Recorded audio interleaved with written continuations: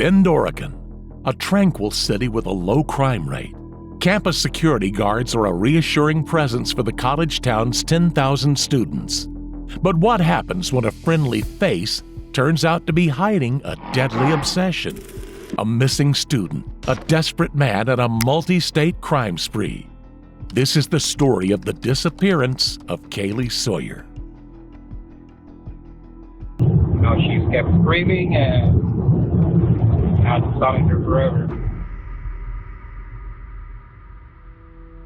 Kaylee Sawyer had lived in the picturesque town of Bend, Oregon all her life. She was from a large and blended family. When Kaylee was young, her parents separated and both went on to remarry. As a result, she was the oldest of 5 siblings and the shining light of family gatherings. She was also an enrolled member of the Cheyenne River Sioux Tribe, South Dakota, the great-great-great-granddaughter of Chief Joseph Forebear. In 2016, at the age of 23, Kaylee was working as a dental assistant at Opry Dental. She had also re-enrolled at Central Oregon Community College and was living near campus with her boyfriend of 2 years, Cameron Reimhofer. Her parents could see her having a future with him, and that future looked bright. On July 23, 2016, Kaylee dressed up in a black dress and brown boots to attend a bachelorette party in downtown Bend. Her friends and boyfriend would later remember the green purse she had been carrying that night. When Kaylee headed out that hot summer night, no one could have predicted she would not return home. Several bars and a few drinks later, Kaylee's friends spotted her dancing with a man who was not her boyfriend. At 4 minutes past midnight, she contacted Cameron asking him to pick her up. When he arrived, they fought in the car. Cameron was worried about Kaylee's reckless behavior. The day before, she had texted her father saying she'd been busy trying to figure things out and that she was in a bit of a hole. The fight escalated, and when the couple arrived at their apartment at 12:14 a.m., Cameron suggested Kaylee take some time to cool off. He went upstairs to wait at their apartment while Kaylee took a walk, something she had done countless times before when things had gotten heated. It was a safe neighborhood. He had no reason to think she wouldn't be back a few minutes later, calmer and ready to talk things through. But by 12:24 a.m., Kaylee had not returned. Worried, Cameron went downstairs to look for her. She was not there, and at 12:30 he texted her asking, "Where are you? Please come home and talk to me." They argued over text for a while before he said, "Please don't do this to me. I apologize for being upset when I picked you up. I just drove up and down College Way really slow. I didn't see you, and I didn't know where else to go. Just come back." He was searching for her desperately now, but she did not want to talk to him. Her last message to him at 1 a.m. read, "Are you kidding? Because that's BS. Goodbye. Phone off." He replied, "Kaylee, please." Cameron did not find Kaylee that night despite trawling the roads near the couple's apartment. Eventually, he had to assume she was taking the night to cool off. Reluctantly heading home, he expected to hear from her in the morning. But the reconciliation he was desperately hoping for was destined never to happen. On the morning of July 24th, Cameron woke up to Kaylee's side of the bed still worryingly empty. At 9 a.m., he tried to call her, but she did not pick up. He went to her friend's house, hoping Kaylee had gone there to stay the night.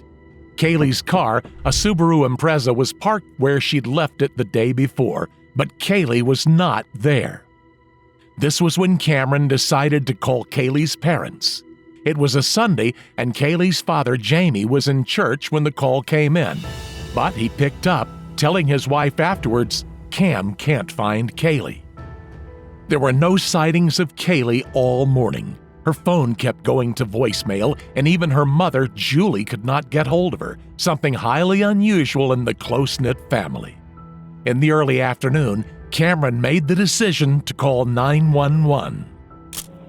Dispatch, how can I help you? Hi. I'm not sure if this is quite the right number to call.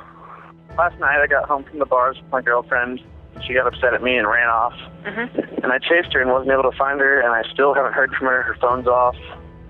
I called all her family and they haven't heard from her, so I'm wondering what you recommend I do. We can put in a call and we can have officers or deputies look for her. Okay. Where was she last seen at? College Way. Alpine Meadows apartment complex. It's like at the top of College Way. It was like 1 o'clock in the morning. Okay. Take up walking or something from this address? Like, she was mad? Yeah, she was mad at me, so I walked inside and told her to come meet me in there when she's like, calm down. And then I went back out in 10 minutes and she was gone. And I called her a few times and she said she was walking down the street. And then I guess she said her phone was about to die. And then I couldn't get a hold of her after that. I haven't heard from her since. Okay. Any idea where she would go, or? I don't know. I figured she'd go where her car was to her best friend's or her mom's, and I've been over to both. Talked to her dad, and I just haven't heard anything from anybody knowing this. Okay.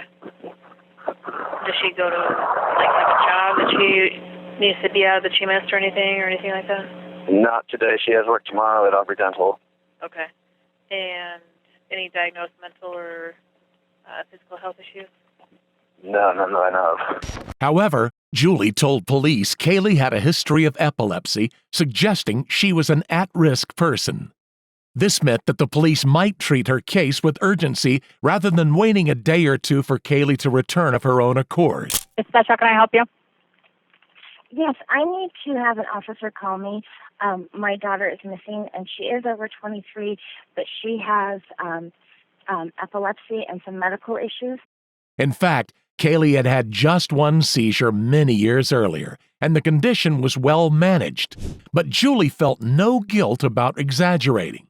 She knew in her gut that something sinister had happened to her daughter. The first 48 hours are the most critical for locating a missing person. Julie's mother's instinct told her something was very wrong. As the search for Kaylee Sawyer continued, Julie would sadly be proven right. The police talked to Kaylee's family, friends, and Cameron. As her boyfriend and someone who had rowed with Kaylee the night of her disappearance, Cam was under the spotlight. But officers soon ruled him out. Lieutenant Devin Lewis believed that Cam truly had no idea where she was. Next, they spoke to the stranger Kaylee had danced with in the bar. Had she snuck back to meet him after her fight with Cameron? It was a tantalizing theory. The man admitted to flirting with Kaylee, but he insisted he hadn't seen her again after she left the bar. With no leads and no firm suspects, the police were stumped. Perhaps Kaylee's disappearance really was her own choice. Was she taking a few days away to figure things out as she'd told her father? The test, they decided, would be to wait and see if she showed up for work the next day.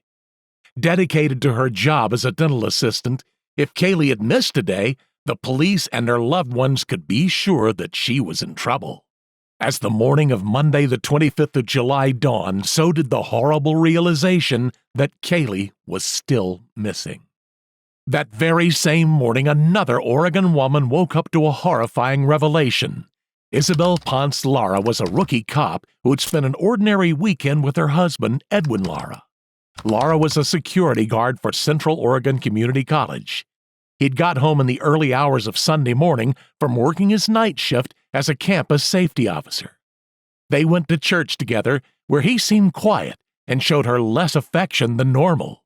She asked him what was wrong, but he didn't explain. She guessed it was just the normal stress from work and didn't question him further. They stopped by Pizza Hut and watched Netflix at home.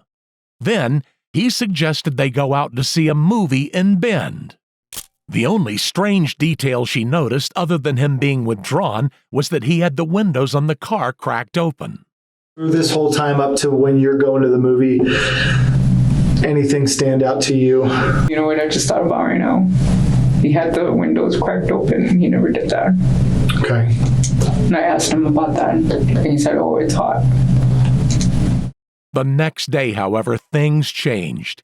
She suspected nothing wrong until he disrupted their morning routine. He painted a vivid picture of guilt and panic, describing to his wife a horrific accident. He claimed that he accidentally hit a woman with his campus security car. He had panicked and had hidden her body. Isabel was confused. Why would someone hide the evidence of a tragic accident? After he had confessed to his wife, Edwin took her service weapon and drove off, leaving her to worry that he might do something to hurt himself. At 11:52 a.m. on Monday, July 25th, she took her fears to the police. Following up on Edwin's claims, the police searched the couple's property. They discovered a trash bag of female belongings in Laura's shed, just as he had told Isabel. These included a green purse soaked in blood, containing an ID card belonging to none other than missing woman Kaylee Sawyer. They also found bloodied clumps of blonde hair and a rock, also stained with blood. The police already had reason to doubt Laura's story, as his wife had. One lieutenant said, "Some people leave the scene of accidents because they're scared, but they return a short time later," or something like that. But that's not what Ed did. And here in Laura's shed was evidence to suggest his car was not all that he'd hit Kaylee with. The red-stained rock was bagged as a potential murder weapon, and the disappearance of Kaylee Sawyer had suddenly become a murder inquiry. The main suspect was nowhere to be found, but in the shed was further evidence of the macabre and troubled mind that could have committed such a crime. Laura had studied criminal justice. Propped against the wall of the shed was a college psychology project, a graphic informational poster on the Railroad Killer. The Railroad Killer was a Mexican serial killer active in the 1990s. He was a drifter hopping trains to avoid detection as he murdered at least 15 people across the United States and Mexico. Laura's poster was smeared with red paint to mimic blood spatter and handprints, along with graphic images of victims' bodies. The Railroad Killer's weapon of choice was whatever came closest to hand, including heavy rocks.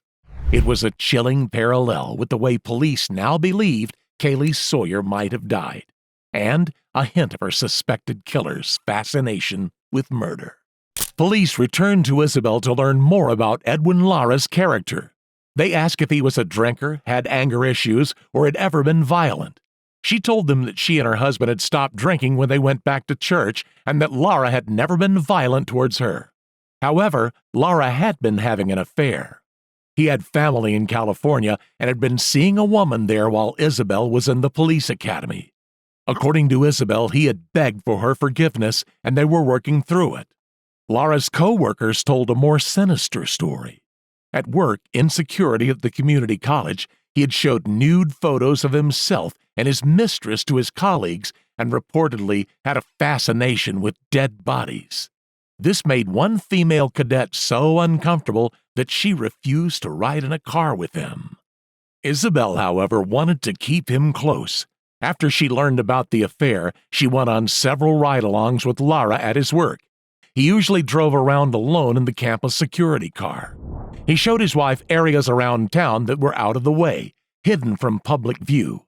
He knew the back roads of the area intimately. By this point, the police knew that they were looking for Kaylee's body, and with this new information, it was clear he could have hidden her anywhere. It was a lead on locating her remains, but even more urgent was finding the killer himself, and the police had no idea where he could have fled to. Edwin Lara knew he was in trouble. The story he had told Isabel was not holding up, and even if the police had believed it, he'd still be guilty of a crime. He went on the run, and his desperate attempts to remain free led to a crime spree that sowed terror across 2 states. The first person to fall victim to Lara's murderous desperation was 19-year-old Andrea Mays. Andrea was working at a Ross Dress for Less in Salem, Oregon, a town a few hours northeast of Bend. At 8:45 p.m. after a 12-hour shift, she got into her car and relaxed for a moment on social media. She took a selfie to post on Snapchat and was reading a Facebook message from a friend when Edwin Lara decided to make her his next victim. Edwin was armed with his wife's gun, carrying a backpack, and wearing a bulletproof vest. He shoved his arm through the open window of Andrea's car and demanded that she take him where he wanted to go at gunpoint. Fearing for her life, she had no choice but to do as he said.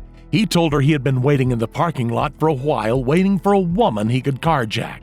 He had spoken to a pregnant woman who had brushed him off, boasting to Andrea, Little does she know what I could have done to her.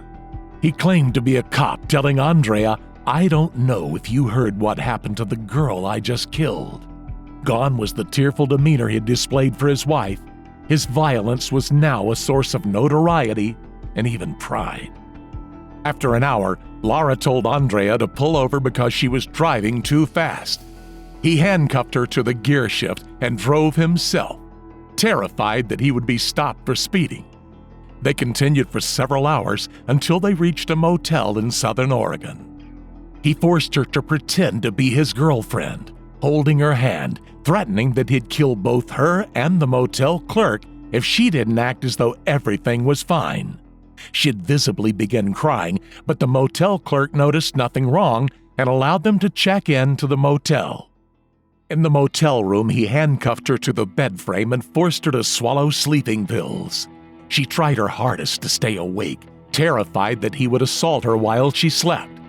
Suddenly, her phone alarm sounded. Lara panicked, sure someone was calling Andrea to find out where she was.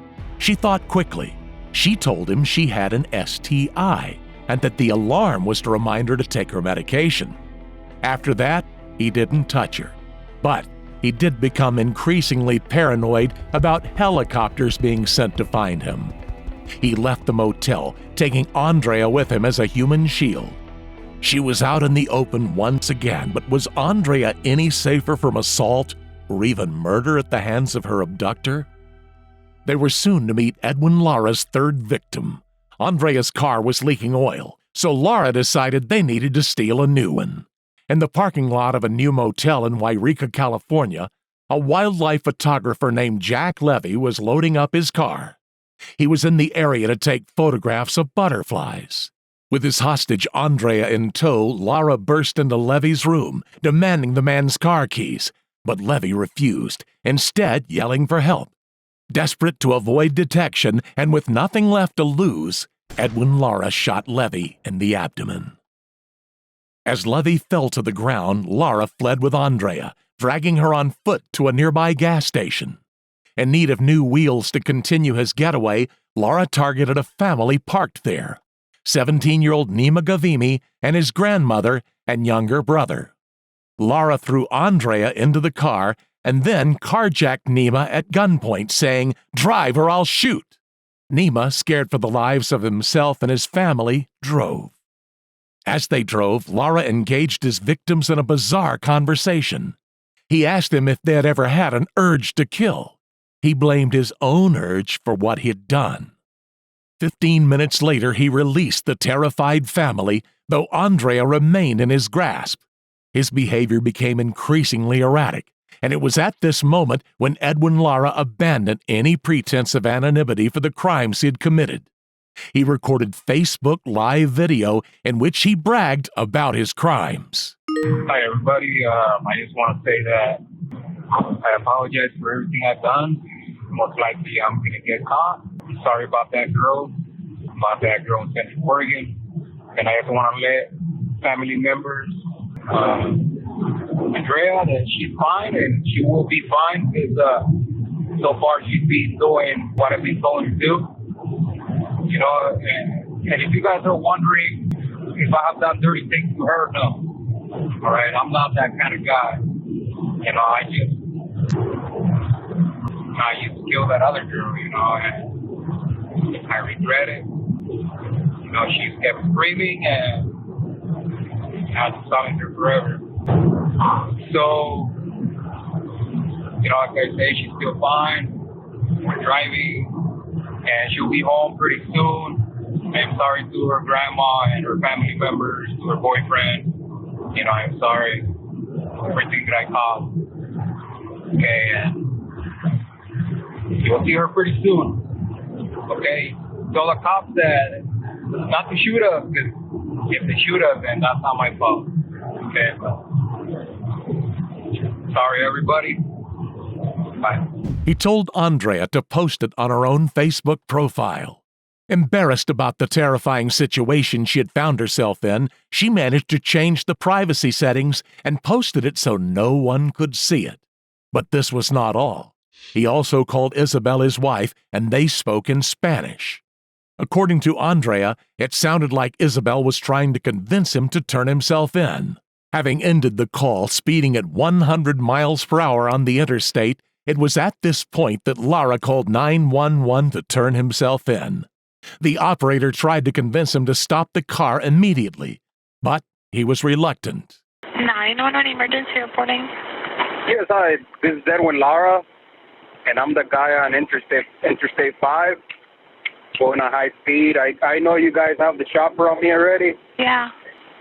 So, I am wanted for murder in the state of Oregon. Okay. Edwin, Yeah. where are you at right now? Can you stop?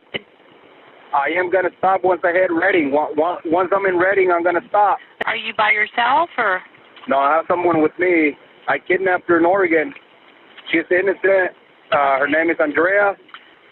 I'm not going to stop right here. I'm just going to turn myself in Corning. But I want to ask you a favor. Uh-huh. So I have asthma. You have asthma? Okay. Yeah, so you tell them not to be too rough on me because, I can barely breathe right now. All right, so that's all I wanted to say. Do you need I don't any want. kind of medical or? Yeah, well, I think so. I'm going to need my inhaler. I forgot my inhaler at home. Edwin, how fast are you going? I'm going about 120 miles an hour You're right about now. 120 miles an hour? Yeah. Can you slow down? Well, I want to make it there quick. That way I can turn myself in. Well, the officer sees you with it. We just don't want you to speed away from anything. If you can stop and just give yourself in, it'll probably be easier. Well, there's an officer behind me right now. Okay, they see you. We're talking to him. They see you. Yeah, she's seeing me. I think it's a she. She's right behind me. Okay. The officer sees you, and are you able to safely stop? Yeah, I can stop, but not right now. I'll stop in Corning. What's the difference from stopping now in Corning? I just don't want to stop right here in the middle of the road, putting myself in danger and putting everybody else in danger, more in danger, I guess. They won't. They're aware. I'll let them know they won't. But if you can stop safely, they just don't want you to run. They think you're trying to run or anything. Okay. Edwin, do you have any weapons with you? Yeah, that's what I was going to say. I do have a gun on me. I am not going to flash the gun, so you tell them not to shoot me. Okay. No, I don't want to die. Okay, you stick by your word, though. I'll let them know. Yeah, I'm going to let them know. Don't hurt Andrea. She's a nice girl. Don't hurt her. I'm actually calling my family just to say bye to them. So once I'm done calling all my family, then I'll turn myself in. Okay, we can get a hold of your family if you want. I already called my wife. I called a lot of people already. I am wanted for the death of Kaylee Sawyer at Bend, Oregon. I just want to say that it was an accident. So I work for Campus Public Safety there, and she was really drunk, and I didn't see her, and I ran her over. Okay. And then after that, I just she was still breathing, and then she was screaming, and I decided to silence her forever. Just, I know this is being recorded, and I just want to say to the family of Kaylee that I am sorry. I am sorry for what I did to her, and in time I will tell them where the body is. I will just, that way she can rest in peace. Do you want to let me know, or just have this recorded where it is? No, I remember. Okay. So, hopefully the police officer doesn't shoot me, and I'll survive, Yeah.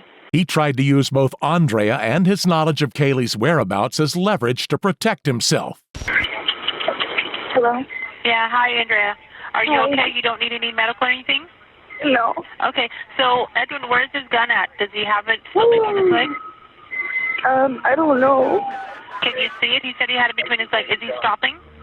Yeah. He is stopping? Mm-hmm. Okay, make sure your hands are up too and stuff. I know you're on the phone right now, but just hold your hand up so they can see your hands too.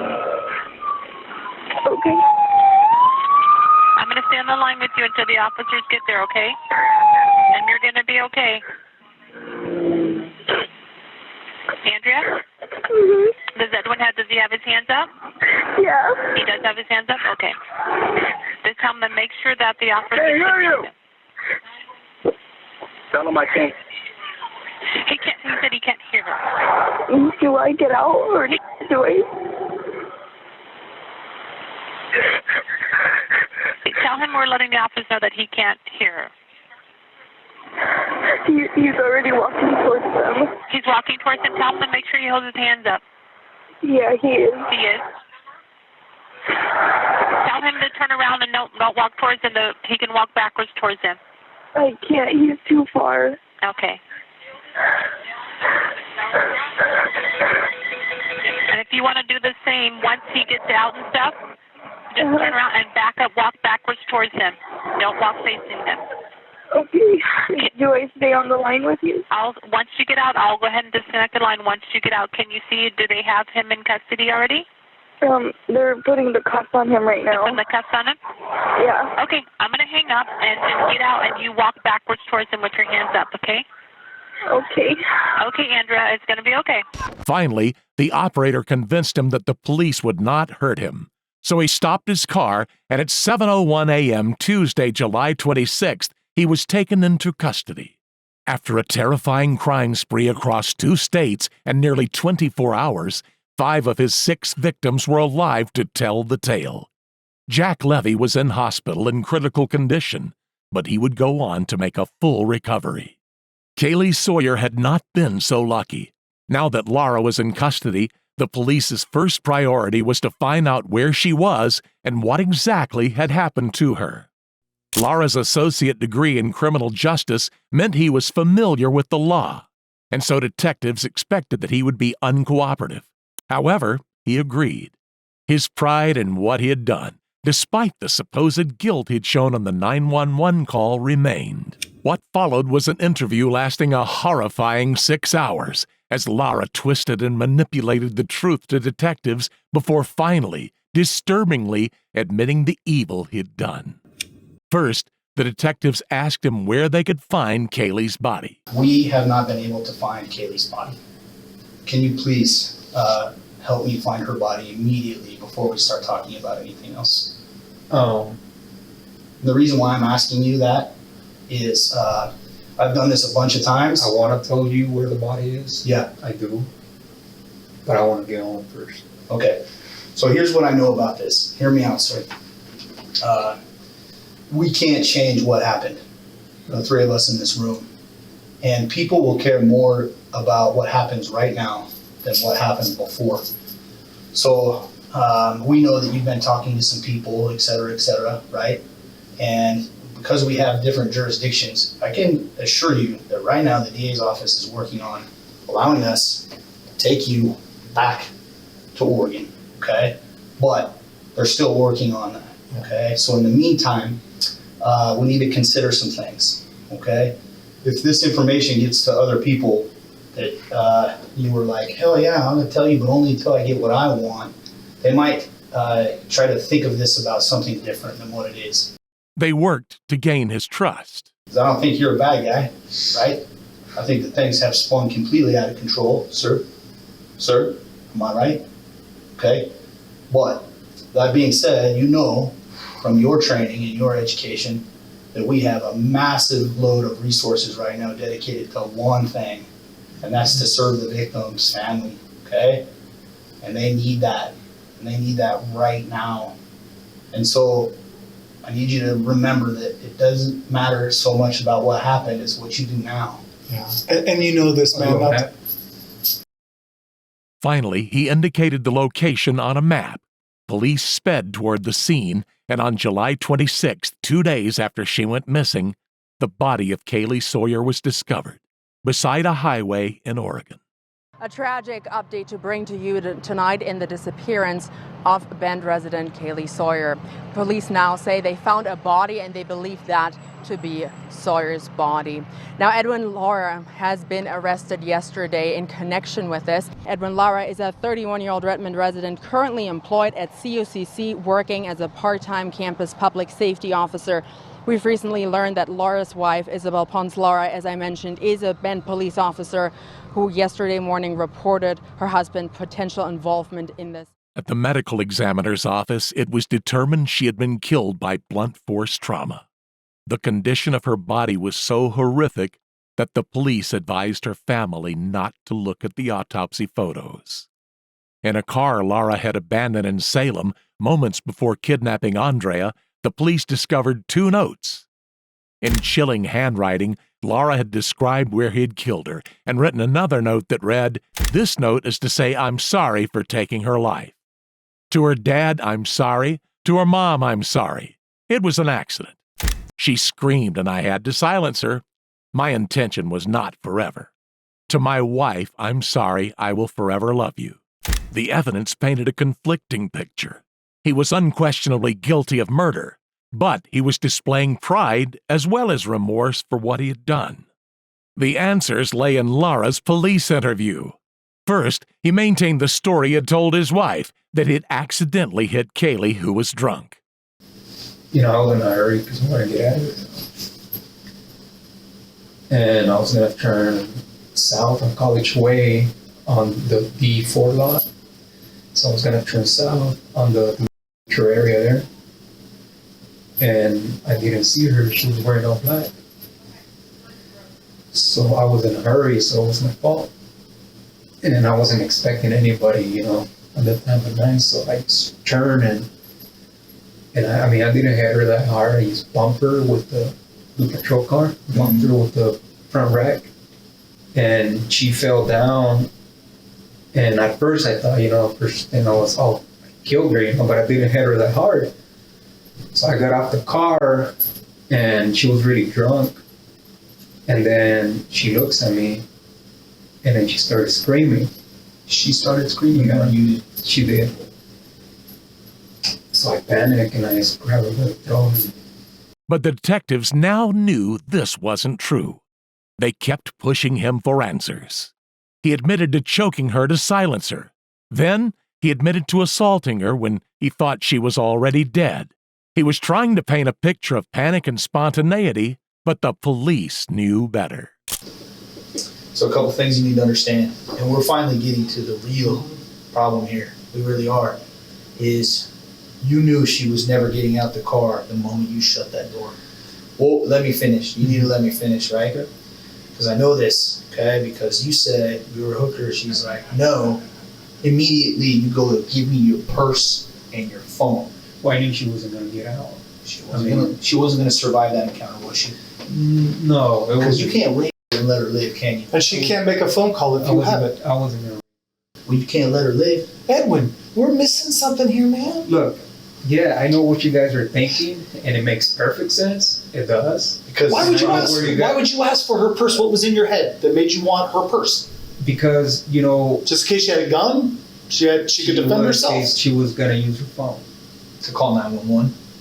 Call for help. So, but listen to this. According to your story, this is where it does not make sense. If your intent isn't already there to do some kind of harm or some kind of evil to her, some friggin' evil that's there, bro. It's there. You just gotta face it down, man. You can't cower away from it. You face that damn thing down right now. If you know the only way, if you don't have intent in her head, your thought is, I gotta keep that phone away from her because she's gonna call for help before anything bad's even happened. You've already made a decision. Am I right or am I wrong? Tell me. So I made the decision that I had to silence her. To kill her. Let's be real. When you say silence her, you mean kill her. Is that correct? Okay. Because when did you make that decision? When she started screaming. Because she had seen my face. But you already grabbed her phone. You already kept her away from making a call for help or contacting someone. So you're already preserving yourself. So I'm thinking it's before. When you ask for the purse, I think you already know in your head, I'm going to silence her. I'm going to kill her. Why else would you ask?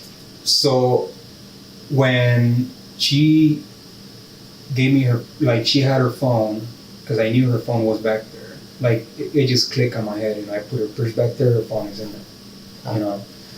So I told her, give me the purse. So tell me exactly how you said, give me your purse. Say exactly how you said it. Okay, so I went, give me your purse. Just like that. Just like that. Okay. So she hands over the purse and I'm like, your phone is not in here. And she goes, yes it is. So I start digging in the purse with this hand and I find the phone and it's there. So, and you know, very relieved, but at this time she's struggling with the door and I'm telling her, shut up. You know why you felt relieved when you found that phone?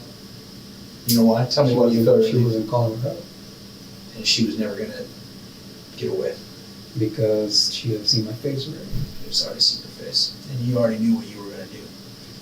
No. You were gonna silence her, you already told us that. Well, yeah, but why else would you grab her phone? Because from the moment, that's when I knew that she wasn't a hooker. You know? And she's gonna tell. She's gonna say something. If I let her out of the car, she's gonna go say, hey, you know, security guard or something. Throughout his crime spree, Lara had chosen his victims deliberately. Do you have dominion over a woman? Dominion? Mm-hmm. Dominant. Is there anything about her life that means less than yours? No. Okay. But you told us earlier when you were trying to carjack people in Salem, you wanted a woman who was weaker. Weaker woman because I knew a guy was going to fight me and I didn't want to kill anybody. Right. So you have dominion. The police brought in a pastor to appeal to Lara's religion for a clearer confession. The sound that you heard after the strike of the first rock, before you hit her with the second, is agonal breathing, and you know this. It's the sound of life leaving her body. It's the sound of the life God breathed into her, leaving her, and her life being no more, going away, being done. It's the sound of everyone loving her, mourning. It's the sound of her blood crying out from the friggin' earth. Right? You know this. It's Cain and Abel. No. No. You know what it is? You need to hear it though. Okay? I respect you enough, Edwin, at this point, that I've asked you for detail, and now I'm going to give you my own. Okay? Those are the cold, hard facts. Does God still love you? Will He forgive you? Will He bring you back into His heart? Will He? Questions you have to answer for yourself.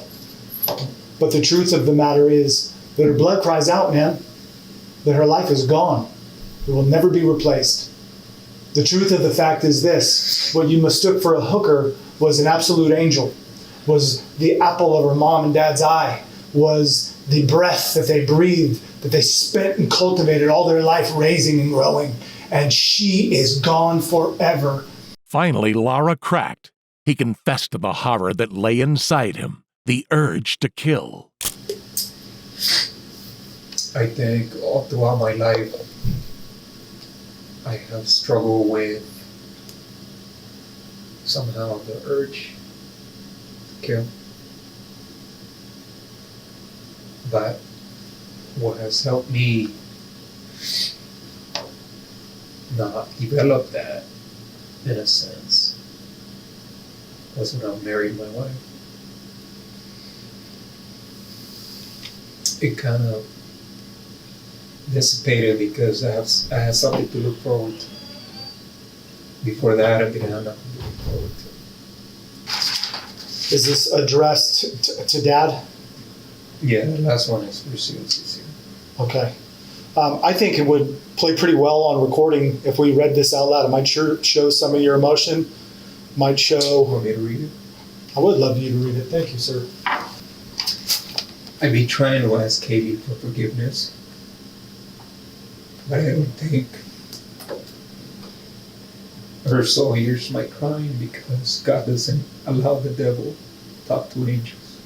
However, I know Katie hears you, and if you find it within your heart, please ask her to forgive me.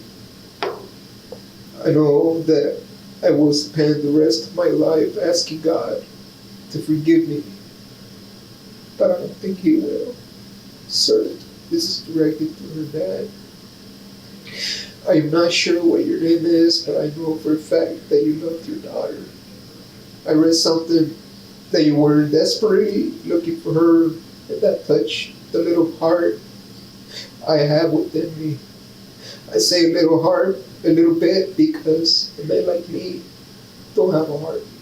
A man like me doesn't deserve the job I had, and I will never have it again. The COCC, no one has to pay for my evil doing. Every officer on the campus are great men and women. I am sorry to my community. I am sorry because I failed you. I am sorry for wearing the badge. In the early hours of July 24th, Kaylee Sawyer had walked away from the apartment she shared with her boyfriend and came upon Laura's campus security SUV. Labeled for public safety in a peaceful town like Bend, she would not have felt afraid getting into the car. It's unknown why she did, but it was the last tragic decision she would ever make. Inside, Laura propositioned her, offering her money. When she refused, he took her purse and phone. The car was the only car in the campus security fleet to be equipped with an interior cage like a police car. She could not escape. Instead, she was helpless when Laura choked her into unconsciousness before driving her to one of the dark, less traveled back roads he was familiar with from his work. When she woke up again and tried desperately to attract attention, screaming and shouting, there was no one around to hear her. Still, Laura choked her out again to silence her. Then he smashed a rock into her head and assaulted her, believing she was dead. He hit her again and again until he'd killed her. And then he left to clean himself of evidence before throwing her body in a ditch. Kaylee Sawyer had been robbed of her life by a man who had given in to his most evil impulses. All that remained was to get justice for her murder. Prosecutors faced an obstacle. Laura's disturbing confession was ruled inadmissible because of a misunderstanding around whether he'd been offered a lawyer or not. But even without the confession, the physical evidence and witnesses were undeniable. Number one, to have our Kaylee back with us, alive and well, and pursuing her life. Number two, I wish to have this piece of garbage, the defendant, sentenced to death for what he's done to my Kaylee. And number three, I wish the court system in the state of Oregon would just hand him over to me and allow me to administer the death sentence. In January 2018, Edwin Lara pled guilty to aggravated murder and grand robbery and was sentenced to life without parole. Today, I've seen your pain. Today, I've seen your hate. I don't have much to say to you at this moment. Only a single prayer, something I'd like to speak to whoever's willing to listen. God Almighty, who art in heaven, all the Elohim Adonai, I'll ask you, please, heal the hearts, all those broken hearts of this community. In 2019, he was handed a second life sentence for the kidnapping and carjacking of Andrea Mays. He had committed awful crimes without any reason other than the urge to do it. Who knows what further evils he might have done if he hadn't been stopped by the efforts of Andrea, Isabel, and the 911 operator who convinced him to turn himself in. In 2019, the Oregon legislature passed Kaylee's Law. This law, campaigned for by Kaylee's family, was intended to ensure such a horrible fate could never befall another young person trusting that campus security would keep them safe. Lara had displayed several signs that he was dangerous, and his employers had done nothing about it, allowing him to continue to drive the vehicle with which he posed as a police officer. Kaylee's Law ensures that campus security in Oregon can never be mistaken for police again, and that someone like Edwin Lara will not be in a position of trust, abused for the sake of murder. She was my first grandchild, and she's very special. Kaylee was a warrior. But like I said at her memorial, she didn't carry a bow and arrow or tomahawk. She carried a smile, and she carried love. And that's the kind of warrior she was. What are your thoughts on this disturbing story? Did Lara truly feel remorse, or was it just an act? Let us know your thoughts in the comments below. At The Decoder, we gather evidence from reliable sources to bring you the truth about true crime. Your support is what keeps us going, so make sure you hit the like and subscribe buttons on your way out. And also, don't forget to click the notification bell to not miss any of our uploads. Until next time, stay safe and take care. And we'll see you soon on The Decoder.